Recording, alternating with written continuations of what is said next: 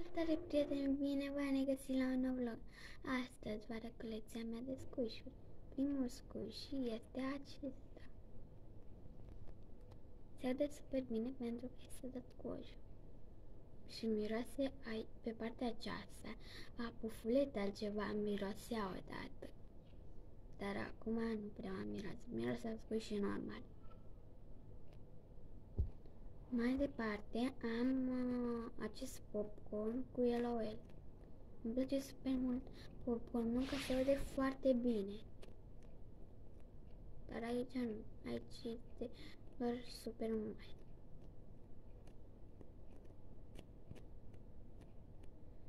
Mai departe am această înghețată mare, super frumoasă și este super moale.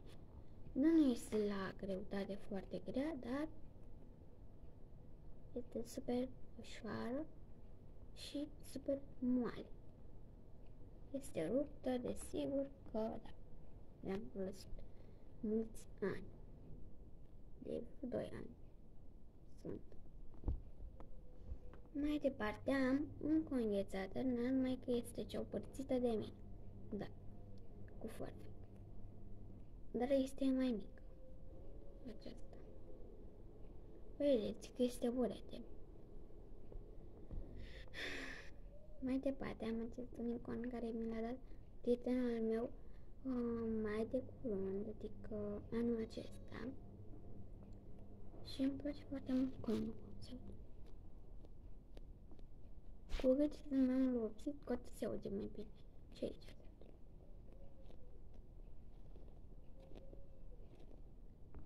Este preferatul meu, acesta. Mai departe am acest pen care tot este șopțit de mine. Acest ursul, nu știu cum se numește. Nu mai nu știu cum se numește acest urs. Dar cred că e koala. Urs koala. Urs koala, da, urs koala e.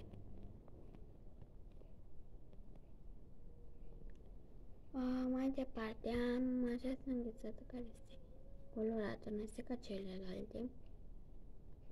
Și am e foarte puțin și o părțită de mine. E super moale, dar cred că cel mai mare squishy al meu este acesta.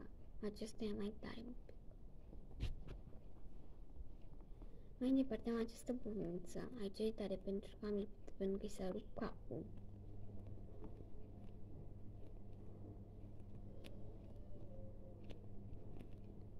Bunița din eroi în pijamă. Mai departe am un cățeluș super cute, super drăguț.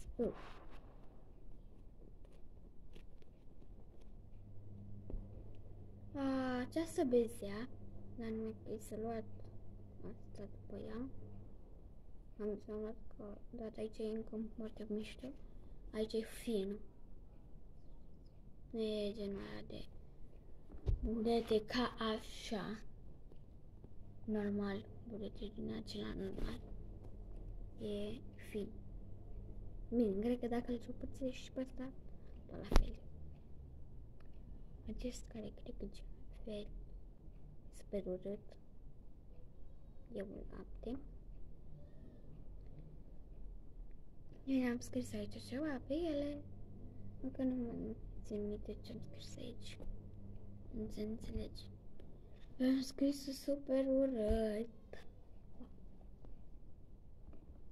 Să vedem dacă aici am scris. Un unicorn. Acesta era înghețat, unicorn, acesta e un unicorn. Miroase a vanilie, cum miroase toate squishy-urile. Îmi place foarte mult dacă se aude un albânzis de la vecinul. Aici e super moale. Și aici aici e foarte mișto. Asta e mișto. Am acest pisică burger.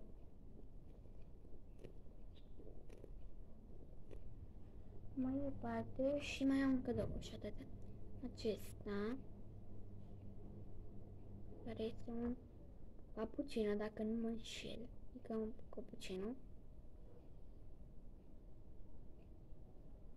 Dar asta că mi-a să friș, ca să știți, nu. Și penultimul este acesta. Să mă deranjează foarte tare focul. Acesta, care este o bufniță, dar nu este ca aceasta. Este o bufniță așa care e foarte frumoasă. E mai frumoasă decât asta, că e doar roșie și are niște și o față zâmbitoare și nu cu semnul buniței. Nu știu. Și are și ochii roșii. Mamă! Nu mai ține nimic din asta.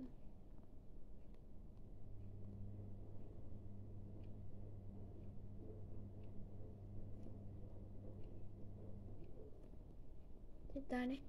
Și cel mai bun squishy acesta, pentru că l-am luat, de cum se numește, de la Noriel. Acesta e foarte bun.